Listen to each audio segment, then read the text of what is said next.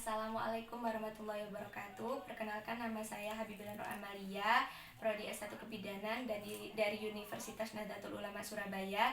Di sini saya membuat video praktek tentang pemeriksaan pada ibu hamil. Assalamualaikum Ibu. Waalaikumsalam. Silakan masuk Bu, silakan duduk. Ya, terima kasih. Apakah ada yang bisa saya bantu? Iya Ibu, ini saya mau memeriksakan kehamilan saya. Oh, Ibu hamil pertama. Iya Ibu. Kunjungan yang pertama ke sini. Iya. Iya, saya catat dulu ya Bu. Iya. Usia kehamilan Ibu berapa? Usianya 32 minggu. Oh iya, kesini sama siapa Ibu? Sama suami Ibu. Oh iya, kalau boleh tahu Ibu bernama siapa? Sinta. Oh baik, Ibu Sinta, saya catat dulu ya Bu. Itu haid terakhir kapan ya Bu? Haid terakhirnya itu 20 April 2020. Oh baik Ibu. Selama kehamilan ini apakah ada keluhan, pusing atau enggak?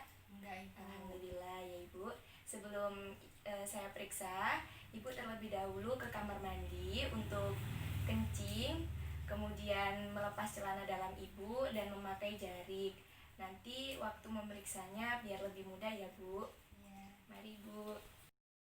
Setelah persiapan pasien, yang kedua yaitu persiapan diri. Sebelum melakukan tindakan, kita cuci tangan dengan 6 langkah. Kemudian setelah persiapan diri, kita persiapan alat, yaitu alatnya ada bak instrumen DTT yang dalamnya ada enskun DTT dan kapas DTT. Kemudian ada tisu, kemudian ada refleks hammer, kemudian ada fundus scoop, kemudian ada midline, kemudian ada bengkok, kemudian ada alkohol swab, kemudian ada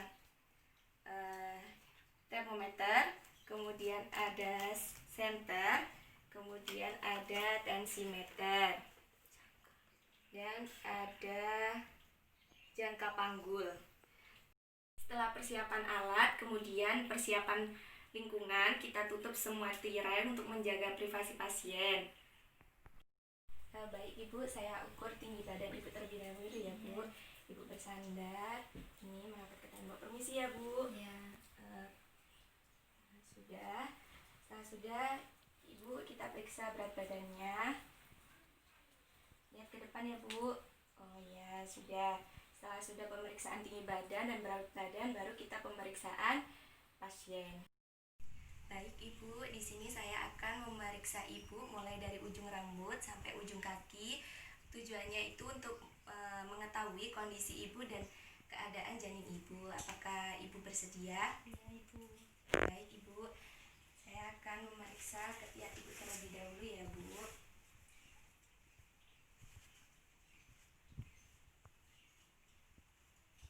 Permisi Ibu, ini bajunya ini dilepas semua dan cuma memakai jarik saja. Permisi ya Bu. Kita lihat. Ya, tidak ada kelenjar limfa. Sudah, kita buang ke bengkok. Kemudian kita ukur suhu Ibu terlebih dahulu. Permisi ya Bu, ini mengukurnya di dalam dan tidak menggunakan baju. Di sini Bu, ini di kaki. Ya. Baik Ibu, saya akan mengukur tekanan darah Ibu.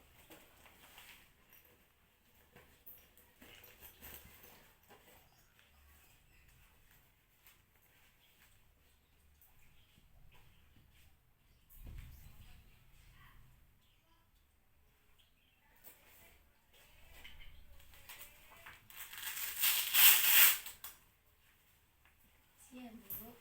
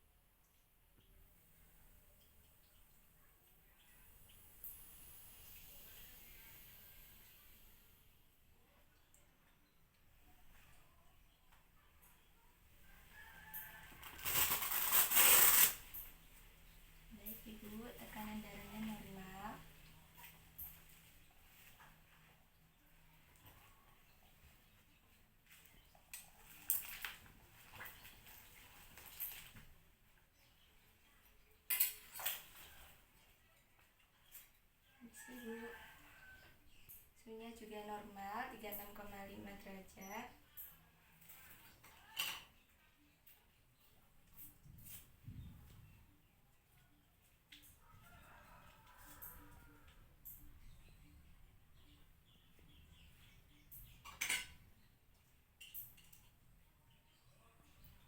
Kemudian kita periksa nadi ibu.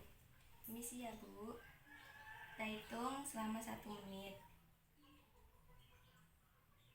Sudah normal ya Ibu, 80 kali per menit.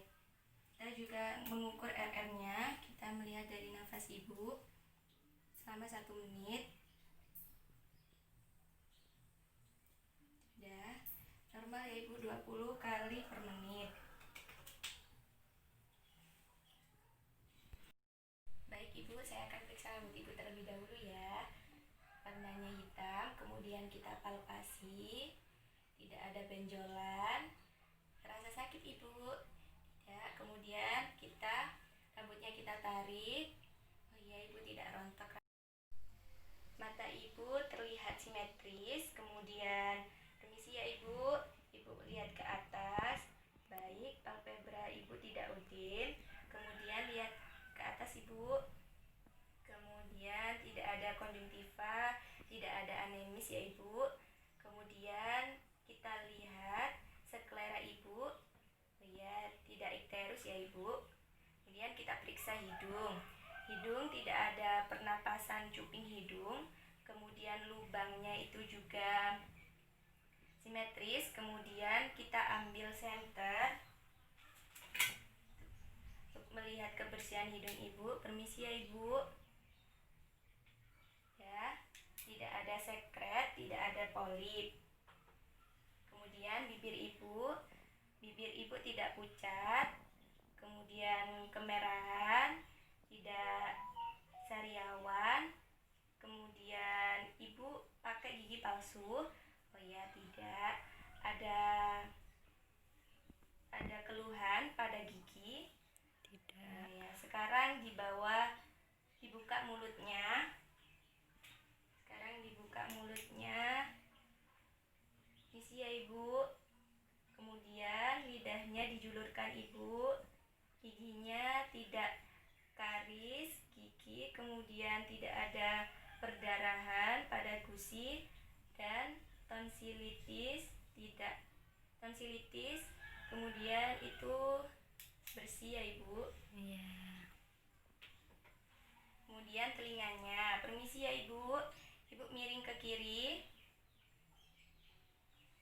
Ketika pasien merespon kata, berarti tidak ada abnormal pada telinganya.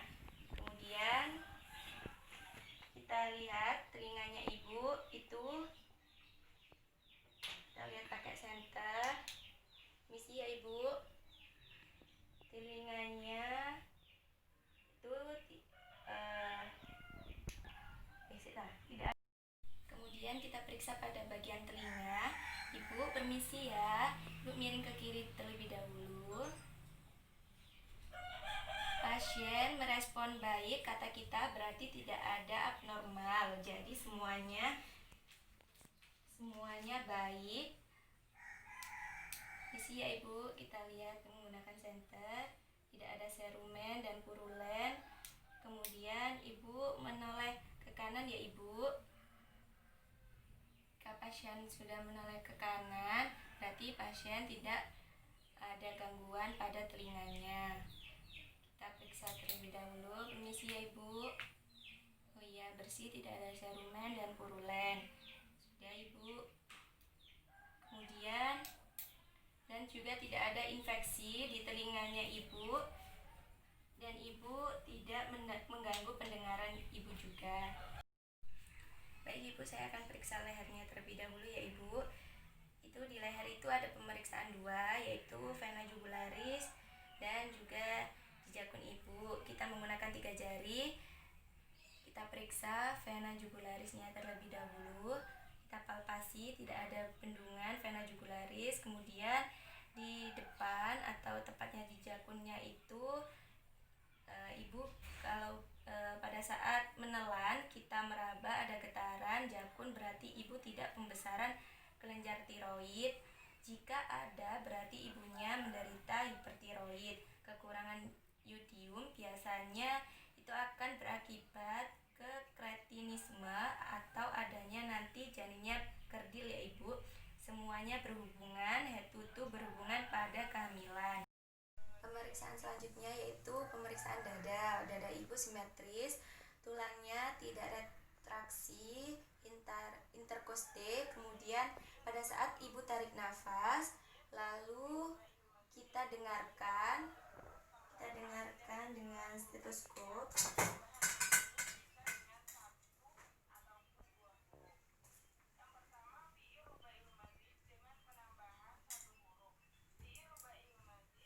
Permisi ya ibu. Lalu kita dengarkan detak jantung ibu, kemudian ibu tarik nafas, buang kanan kiri, suaranya normal ya ibu.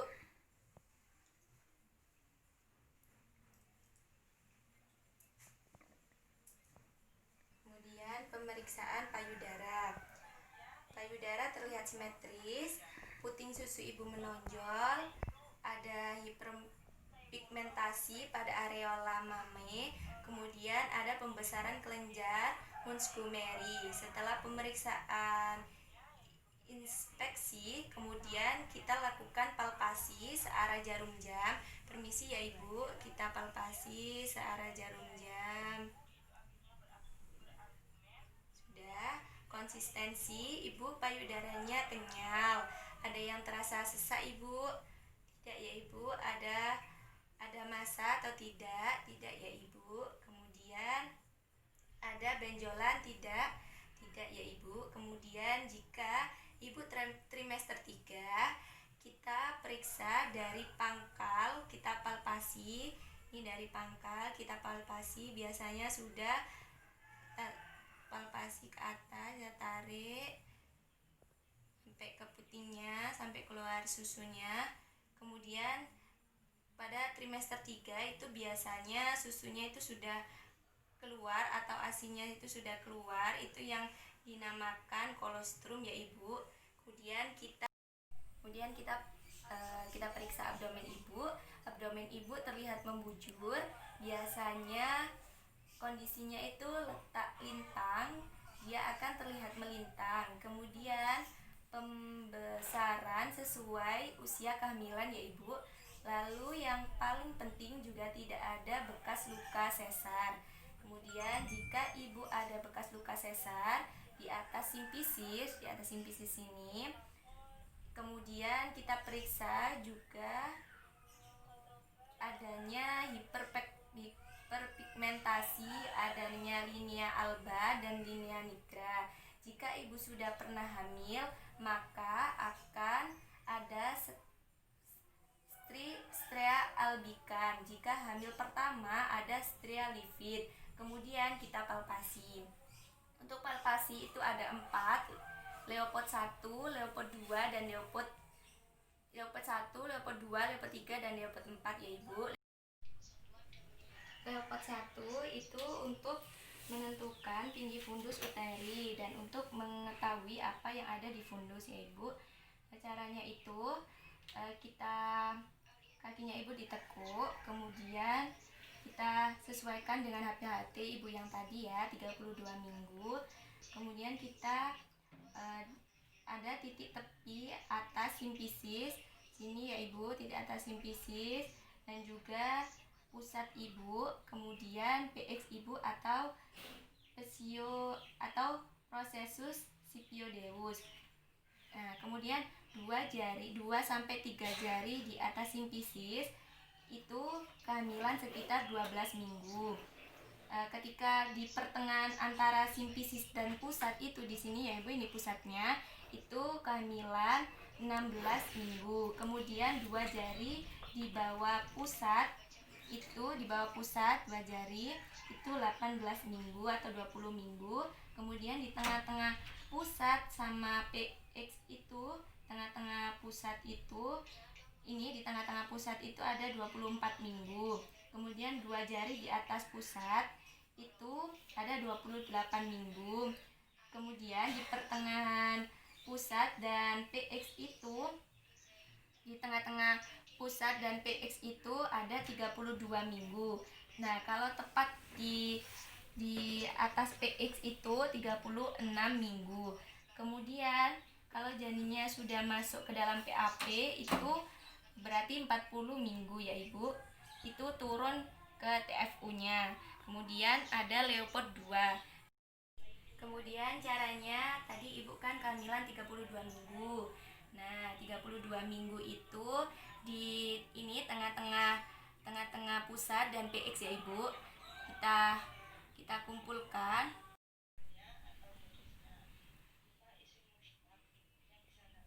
Baik Ibu. Ya, udah ketemu titiknya. Kita ukur menggunakan midline. Kita ambil midline-nya.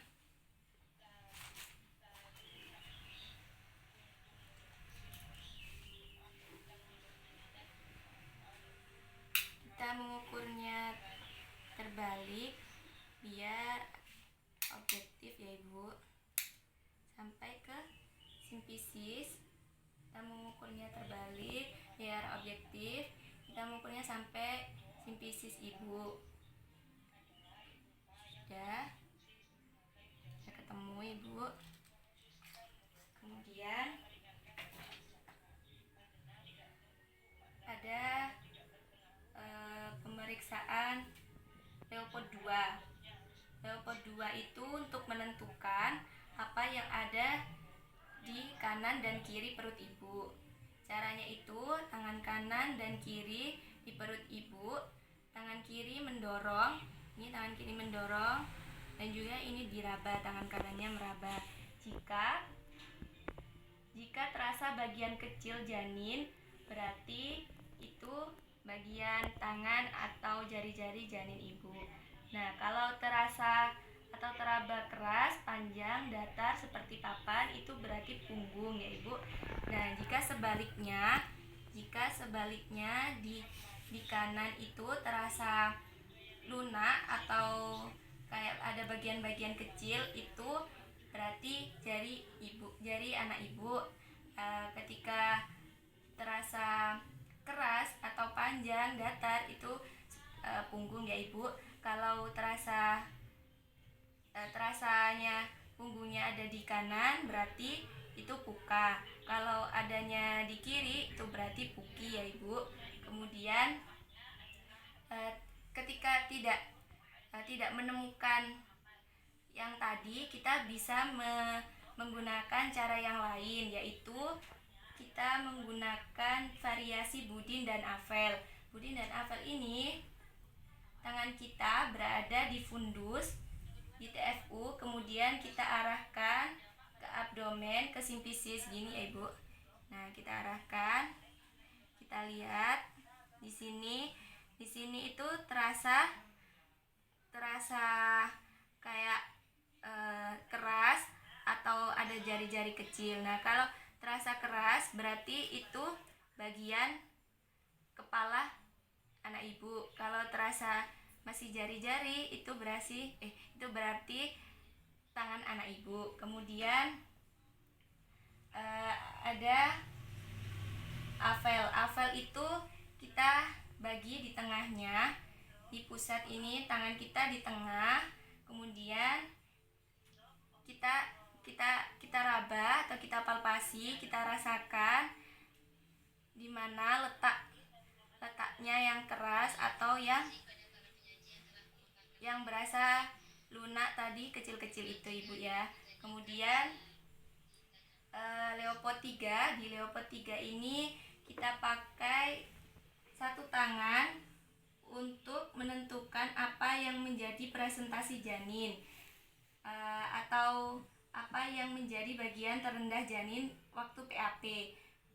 Apakah presentasi tersebut sudah masuk ke dalam PAP atau belum ya Ibu di Leopard 3, dengan cara kita goyangkan. Jika teraba bulat, kita goyangkan. Jika terasa bulat. Nah, jika terasa bulat di sini keras, bisa dilentingkan itu berarti ada kepala, dan karena bisa dilentingkan berarti belum masuk ke dalam PAP. Jika sebaliknya itu lunak, terasa lunak, tidak melintang, berarti itu bokong ya Ibu. Jika di Leopard 3 kesulitan, juga ada variasi yaitu knebel. Knebel itu pakai dua tangan kanan itu di atas simpisis di sini, kemudian tangan kiri di fundus. Nah, ini di fundusnya. Kemudian kita goyangkan. Caranya knebel itu menggoyang secara bergantian, bandingkan mana yang keras, yaitu yang kerasnya itu kepala ya Ibu. Kemudian yang di Leopard 4 itu dilakukan jika hasil dari Leopard 3 itu presentasi sudah masuk ke PAP. Kalau masih belum bisa digoyang, kita bisa digoyangkan, tidak perlu melakukan Leopard 4. Kemudian tujuannya itu untuk seberapa jauh janin masuk ke PAP. Jika tangan kita masih bertemu di atas simpisis, ini ya Ibu, ini kita meriksanya seperti menghadap ke pasien. Jika tangan kita menyentuh gini, berarti itu belum masuk PAP. Jika tangan kita itu namanya konvergen jika menyentuh gini. Kemudian jika sepertiga kayak gini itu namanya divergen, itu sepertiga bagian janin sudah masuk PAP. Kemudian jika setengah kayak gini itu namanya divergen. Divergen itu masuknya juga setengah bagian janin. Kalau kita tangannya berjauhan kayak gini, berarti sudah hampir semua bagian janin masuk ke dalam PAP. Kemudian kita pemeriksaan DJJ. Ini perut ibu dibagi menjadi 4, kuadran 1, 2, 3, dan 4. Kemudian ketika ibu tadi buka ya Ibu, buka berarti kita menghitung JJJ-nya itu letak kepala sudah ada di sini. Kemudian kita menghitungnya itu di kuadran 4. Jika ibu puki, kemudian letak kepalanya sudah memasuki PAP, itu berarti di kuadran 4. Dan juga ketika ibu sungsang dan belum, kan kepalanya di atas. Nah, itu kita menghitungnya JJ-nya itu di kuadran 1 kalau puka. Dan kalau puki itu di kuadran 1 sebelah puki sini. Karena ibunya tadi puka dan juga sudah memasuki PAP, jadi kita menghitungnya di kuadran 4 ya Ibu. Kita ambil funduscope-nya terlebih dahulu.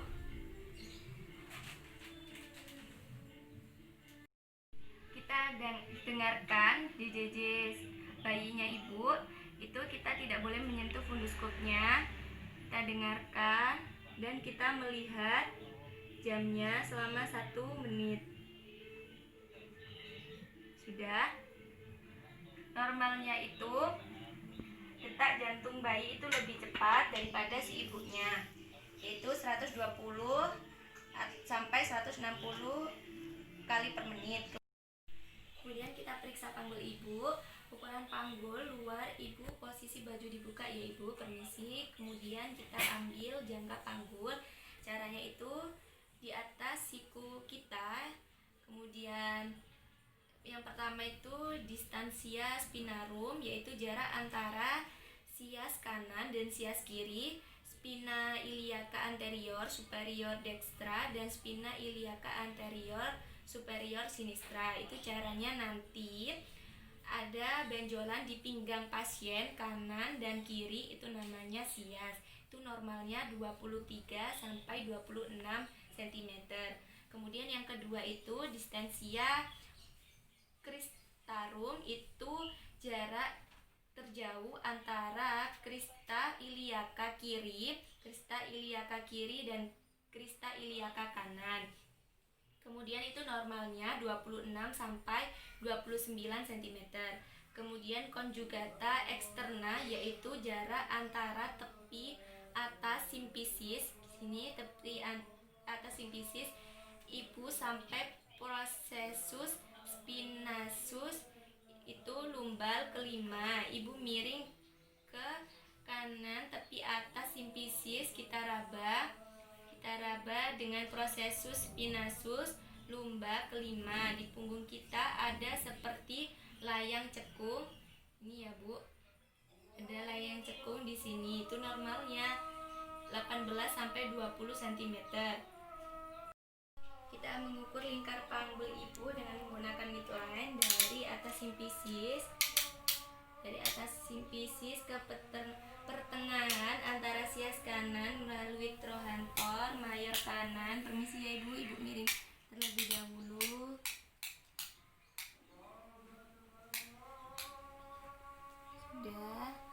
Sudah kita tarik midline-nya. Permisi ya ibu, ini sampai sini sudah kita lepas. Permisi ya ibu.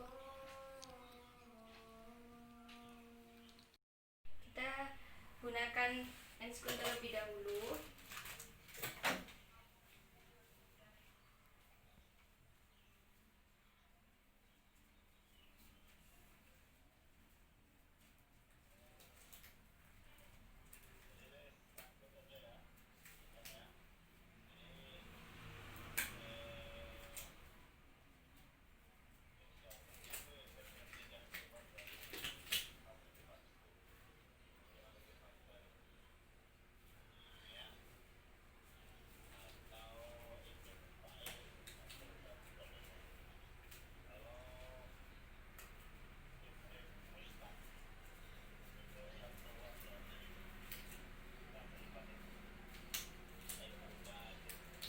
Kemudian kita periksa distensia tuberum. Itu kita di distensia tuberum ini ada ischiadica kanan dan kiri, itu di tulang duduk dan di pantat ibu. Ibu mengangkat, bentar ya ibu, kakinya sedikit. Jika dua tulang duduk ini jaraknya satu kepalan gini, satu kepalan tangan kita atau lebih, berarti normal. Artinya nanti bisa melahirkan secara normal ya ibu. Kemudian setelah pemeriksaan distensia tuberum itu ada genitalia externa. Kita lihat terlebih dahulu genitalia ibu, kebersihannya bagus, tidak ada condylema lata dan tidak ada condylema acuminata, dan juga tidak ada flor albus ya ibu. Kalau ada, kita sebutkan atau kita tulis flor albusnya itu bagaimana, kuning atau hijau, gatal atau tidaknya, itu kita tanyakan kepada pasien. Kemudian normalnya flor albus itu warnanya putih, jernih atau seperti putih susu ya ibu. Lalu kita ambil kapas dan kita dekatkan bengkok. Kita ambil kapas 3, kapas DTT. Kemudian kita buka, permisi ya ibu, kita buka vulvanya ibu. Kita buka, permisi ya ibu, kita angkat, kita bersihkan bagian mayor dan minor yang dekstra 1 kali usapan. Sudah, kita buang. Kemudian kita ambil lagi. Kemudian kita ini yang mayor dan minor sinistra. Sudah. Kemudian kita bersihkan dari klitoris sampai perineum sampai ke anus kali usapan, terus kita buang ke bengkok. Sudah. Ya sudah. Kemudian kita lepas handscrew-nya. Kemudian ada ekstremitas bawah, yaitu kita lihat kakinya ibu. Kaki ibu simetris, tidak odem. Kemudian kita palpasi, ada 3 bagian, yaitu sepertiga pretibia, kemudian metatarsal, kemudian metatarsal, kemudian osmaleolus di sini. Kemudian caranya itu kita tekan, kemudian kita raba, tidak ada odem. Kemudian di metatarsal juga kita tekan, kita raba, tidak ada odem.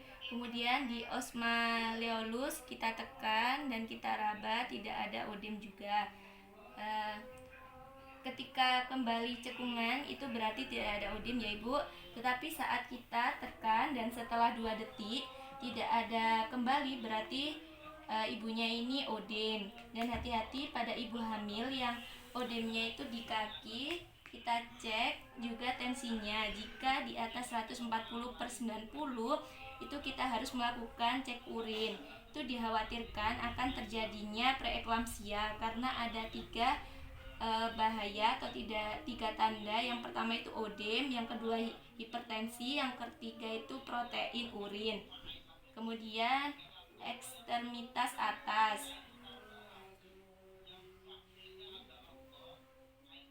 Kemudian kita pemeriksaan ekstremitas atas. Kita pegang yang bagian metatarsalnya ibu, kita tekan, kemudian kita raba. Oh ya, tidak ada odem, kemudian simetris dalam 2 detik. Jika kembali itu berarti tidak odem, jika tidak kembali berarti ibunya odem. Baik Ibu, selanjutnya pemeriksaan lila.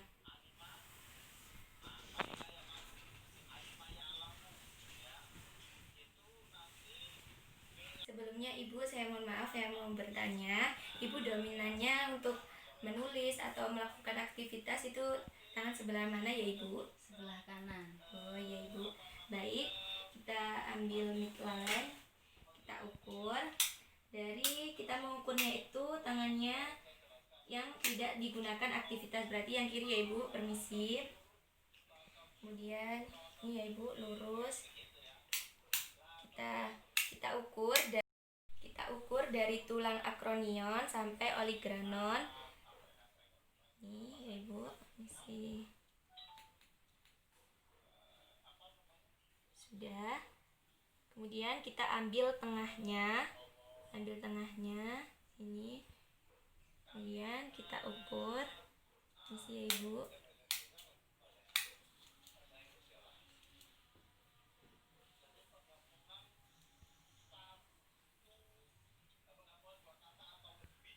Sudah ya Ibu.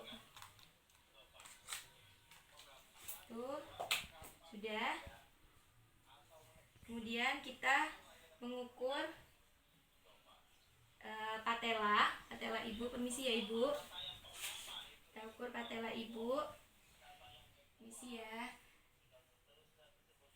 Nah, ketika patela ibu ini nanti refleks atau mengetahui apakah ibu normalnya atau tidak itu, jadi ketika ibunya refleks ke depan itu berarti ibunya kekurangan vitamin B1. Ketika ibu tidaknya refleks ke belakang itu berarti tidak ada kekurangan B1 atau odem yang lainnya. Terima kasih Ibu sudah pemeriksaannya. Baik Ibu, di sini saya akan memberikan health education atau edukasi kepada Ibu ya.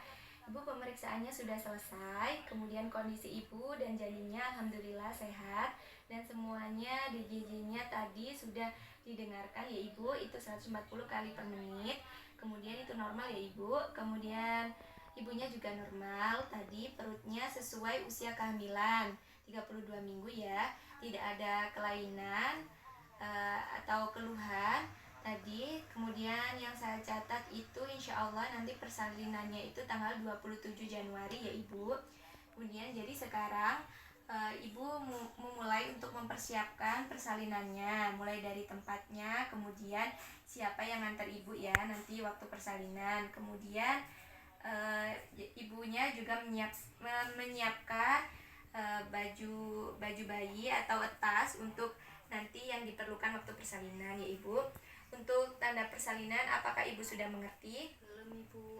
Oh ya, jadi tanda persalinan itu ada kencang-kencang ya Ibu. Biasanya yang dirasakan itu kencang-kencang. Kalau dibuat istirahat itu eh, tidak bisa hilang atau terus-terusan, kemudian itu kencangnya tambah, kemudian tidak berkurang, kemudian itu sering sering banget ibu kencang-kencangnya itu mulai masuk ke persalinan ya ibu. Kemudian dari kemaluannya ibu juga akan mengeluarkan lendir bercampur darah, itu berwarnanya itu pink-pink, atau nanti itu kemaluannya ibu itu nanti bisa jadi keputihan ya ibu, seperti keputihan atau ada darahnya lagi. Nanti ibu siap siaga untuk langsung ke petugas kesehatan ya ibu, jangan ditahan atau jangan dibuat pusing ya ibu. Ibu, yang perlu diingat, tanda-tanda bahaya di trimester 3 itu ada 3 ya ibu. Yang pertama itu segera kontrol janinnya. Jika tidak merasakan pergerakan janin, itu setiap hari ya ibu didengarkan. Kemudian yang kedua itu ketika atau terjadi ketuban pecah atau keluar darah dari kemaluan ibu seperti air kencing, itu yang terus-terusan itu ibu segera melaporkan ke petugas kesehatan ya ibu. Kemudian keluar darah dari kemaluan ibu itu yang berwarna hitam atau merah, itu bahaya juga ya ibu, jangan ditahan. Kemudian ibunya suka demam, pusing, dibuat tidur, itu tidak bisa atau tidak enak. Kemudian pusingnya itu tidak sembuh-sembuh. Kemudian ibunya suka berkunang-kunang atau muter-muter terus kepalanya. Kemudian ulu hatinya itu terasa sakit. Kemudian kakinya dan tangannya itu kayak odem gitu, kayak lebam gitu. Berarti ibu segera kontrol ya ibu, jangan ditahan rasa sakitnya. Baik ibu, ibu 2 minggu lagi periksa ke sini ya ibu. Baik ibu, terima kasih. Sekian video dari saya, kurang lebihnya mohon maaf. Wassalamualaikum warahmatullahi wabarakatuh.